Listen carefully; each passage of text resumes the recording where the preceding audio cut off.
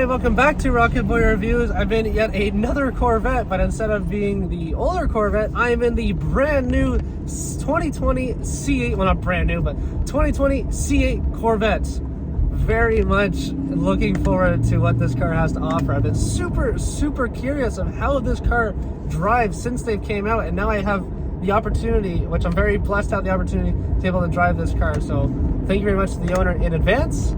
Let's have some fun.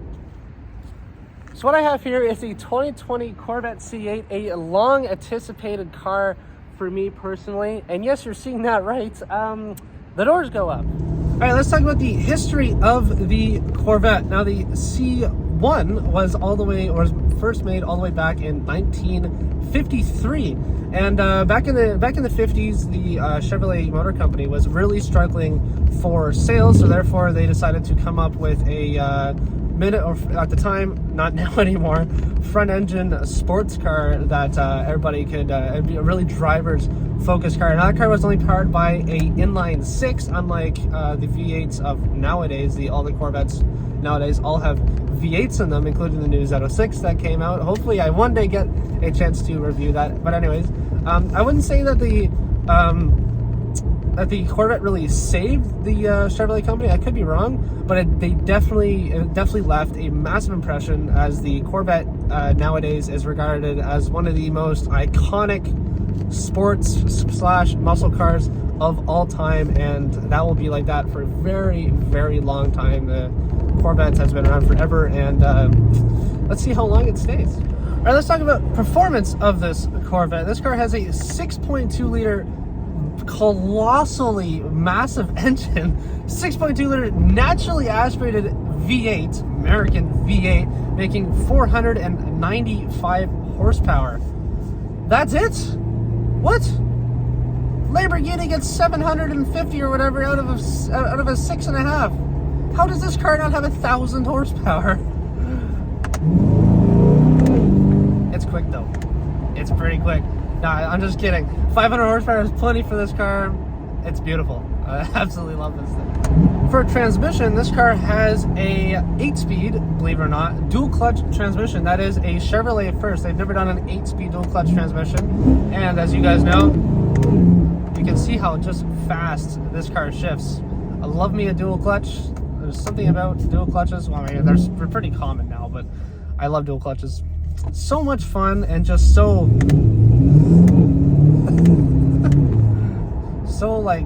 there's so much satisfaction in that shift. I love it.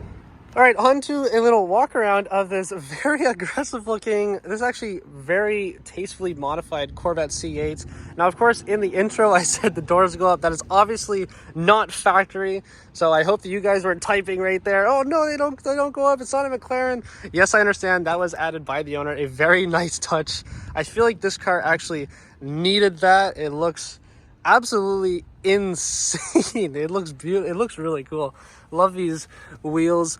These are 19-inch wheels. These are the factory Corvette wheels. Very nice. Simple design, but also very nice at the same time. Also love this blue color. The last Corvette that you guys saw, the C5, that was the same color combo as this car, exact same color and matching brake calipers. That's because it is owned by the same owner. He has matching Corvettes. Looks absolutely insane. Also really like this wing. I also like how the side of the wing has these carbon fiber inserts. Looks nuts. Blacked out taillights also look nuts on this car. Those doors, absolutely beautiful. Love how you can see the engine there also. This is such a cool looking car. I mean, it looks, I know a lot of guys always go on about this on the internet, but this car actually kind of resembles a Ferrari, but you guys already know that. Obviously by having Corvette design cues other than all Ferrari stuff, but very cool, very unique looking car, and one that I've been, well, not keeping my eye on, but one I've been really curious about for a very long period of time. All right, stepping into the interior of this car, doors go all out like this and then right up. Really very cool and unique modification. Stepping in, very nice steering wheels. Sorry, stepping in, you have with a very nice carbon fiber steering wheel. This is also added by the owner. Very nice touch. I feel like this should have came factory with this carbon fiber wheel and carbon fiber shift or paddles, I should say. Very cool, and everything is so driver's focused. The passenger has nothing. Everything is faced towards the driver. The mode select, the infotainment screen, everything is faced towards the driver. Very, very, very cool interior. Also, I really like these seats. A mix of fabric and leather. Very nice seat, hug you in. Beautiful interior. While I'm in the interior, might as well give you guys a startup. I love how this has a touch button, being a 2022.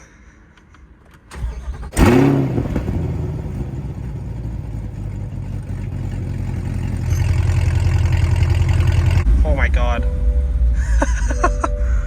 Yeah, this thing's crazy. Oh, and then they have the valves that open. Oh my god, I also really like that digital display. Holy jeez. This thing is awesome.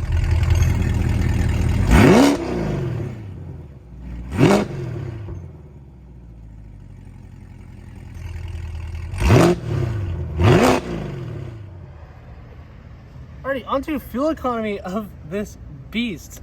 15 miles per gallon in the city, 27 miles per gallon on the highway, for a combined total of 19 miles per gallon. It's also equal to 12.4 liters per 100 kilometers. And being a V8 supercar, that's not too shabby at all. Very surprising. I also have to point out how lovely this engine is. You guys know how much I like showing the engine of this car. The owner's also added many carbon fiber bits and lights. That's also a very nice feature, especially when you're at a car show and you want to show off that beautiful engine, the 6.2 liter V8. Love how nicely dressed this car is. This is literally, like, especially with the headers in the corner there, this engine just is a piece of art. Alrighty, so the practicality of the C8, we're going to pop this up here. Actually very light to pop open, surprisingly. I thought it was going to be really heavy because of how long the panel is, but very nice. This car actually has two different cargo spaces, I guess you could say. One at the back and one at the front, just like your regular Ferrari, McLaren, Lamborghini, whatever, regular sports car. Very cool. Not many supercars / sports cars have two trunk spaces. You think that, well, a lot of electric cars, to be honest, have the two trunk spaces. Really cool, for a combined total of 12.6 liters, or cubic feet, I should say, not liters. 12.6 cubic feet, which is not too bad, especially how you have the 1 and the 2. That's a really cool feature. Love that Chevrolet did. Now, this wouldn't be a proper review without a proper pull. Let's go.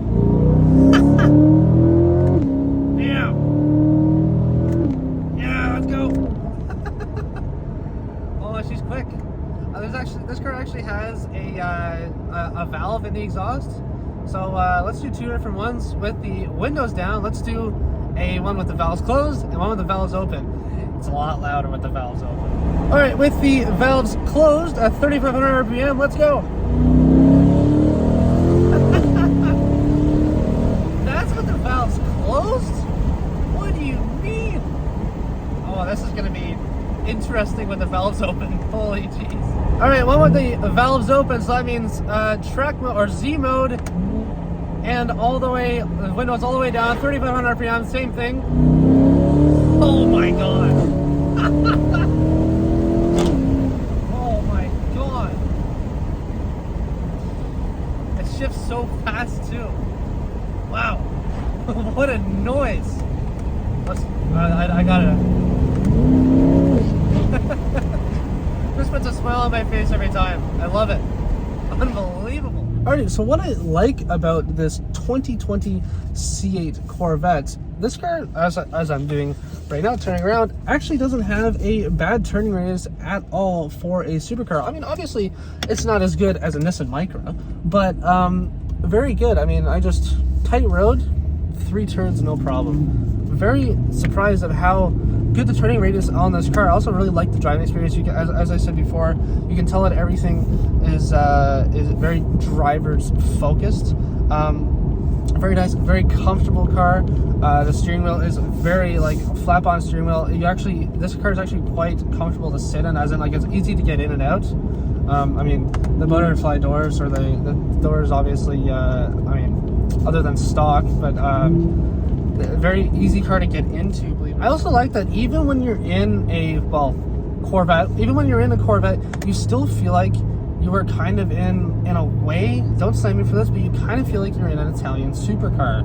Like you feel low to the ground, you definitely feel like everything is driver's focused, everything is very composed, everything is very, you know, like blah. I mean, listen to the engine. I mean, it's an exhaust system, but like, you definitely feel like you're in a supercar. It's low to the ground, everything is tight in you, you feel like you have your own little cockpit. And it's just the driving experience this car gives is unbelievable. Now I'm really curious to see, I mean, if I ever get the chance, I'm really curious to see what this car would be like on the track. I feel like this car would be like unbelievable on the track, considering that it's so supercar-esque. Yeah, also to go on about that, I really like the price point. Now, yes, I know dealers are asking premiums for this car. I believe they're still asking premiums for this car.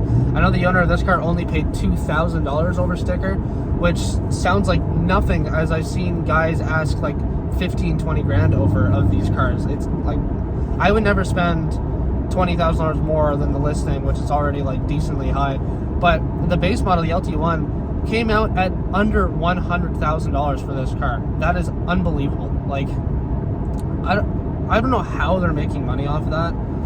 I mean, the LT3s, I think they're about 110. This is Canadian dollars I'm talking about.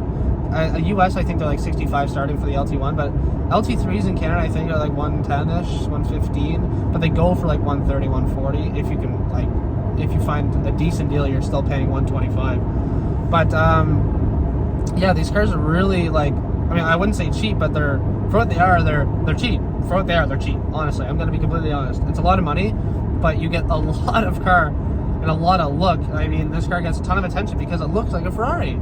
It looks exotic. You know, it looks like a sports car, or a supercar, I should say. But yeah, it's a very unique car, very cool car.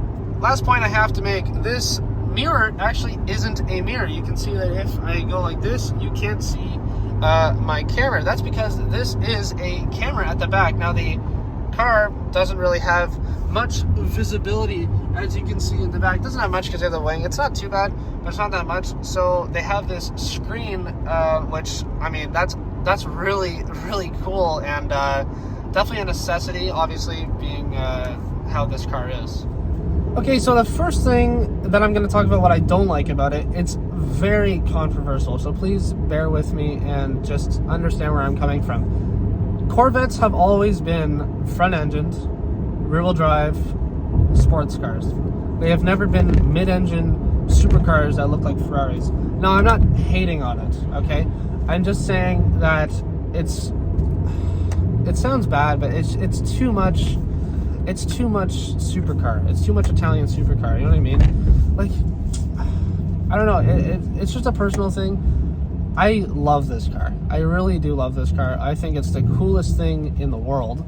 But I don't know. I kind of like how they're kind of spiting off the competition and saying, like, we can make a car that's better than yours for a quarter of the price. That's cool. But to me, it's just too much supercar. You know what I mean? Like, you guys know what I mean. I'll probably get blasted in the comments for that. It's a very controversial statement to make, but I don't know. It's just a personal thing. It's too much. I don't know. It's really trying hard to be something that Corvettes never have been. So again, it's just a personal thing. One thing, and you guys know this one by heart now. You know my beef with them. Paddle shifters that are on the steering wheel. I'm getting used to them. I am getting used to them, but I still like the paddle shifters on the steering column, like the Huracan. I love that. I love how you can, you always know where the paddle shifters are. Like on the track and stuff, when you're like taking hard corners, you don't know where the paddle shifters are. You know what I mean? Like, it's just a personal thing, and a lot of people like them, and I understand that. I honestly, I'm starting to get used to them. The more cars that I drive with paddle shifters like this, but yeah, like, it's just another thing. The last thing that I'm going to talk about is the power. Now, it's not a problem, it's just surprising. This car has 500 horsepower, and now I know that they're going to come out with they have the Z06 now, which makes, I don't even know, 600-700, something like that. but then they have the ZL1 or ZL1 that they're going to come out with eventually, I think they said. But just for the money, there is cars that are more powerful, but I mean, they don't obviously look like this. But out of a 6.2 liter V8, they only push out about 500 horsepower. Now that's surprising because I've had 4 liter V8s with 700 horsepower. I mean, obviously they're boosted, but like even like naturally aspirated, it's not terribly impressive, to be completely honest. Again, it's just a personal opinion. A lot of these, as I said before, you guys, all these negative stuff, the odd time, a lot of them are just all personal opinions. But those are mine. What's that noise? Anyways, everybody, thank you so much for watching this video. This was honestly, for me so far, this was the most anticipated review I've done. I was super really like I don't even know, like perplexed and curious about how the C8 the drove. I know when they came out, I know I definitely wasn't the biggest fan of them in the world, and that's me, no hate, just from the press releases and stuff. I was kind of like, what the heck is Corvette doing? But now that I've actually driven one, had the time to drive and experience this car, I completely understand why, and I think that this car is definitely a good car for Chevrolet, being how much car you get for the performance. It's unbelievable. But everybody, thank you so much for watching this video. I really love having these opportunities. It means the world to me. I keep on, this is my passion, guys. This is my passion, is drive amazing cars, drive any car really. It doesn't have to be supercars, it doesn't have to be sports cars, but just driving in general is my biggest passion in the world. So thank you to the owner, especially Mario, for letting me have the experience and the honor to drive your 2 cars. I know that's C5. I don't know if this will be before or after, but the very kind owner let me review both of the amazing cars that he has. I had a blast today. Very happy. It means the world. But please do all the YouTube stuff as usual. I just passed pretty much 250, it should be, I don't even know, 230, something like that at the time of viewing. So if you like these weekly car reviews, I'm trying to do weekly car reviews as best as I can every Monday at 11 a.m. If you like these reviews like this, please hit the subscribe button. I really appreciate it. It means the world to me to be able to have opportunities like this, as I said before. But yeah, thank you, everybody. Do all the YouTube stuff as usual, and have an amazing day.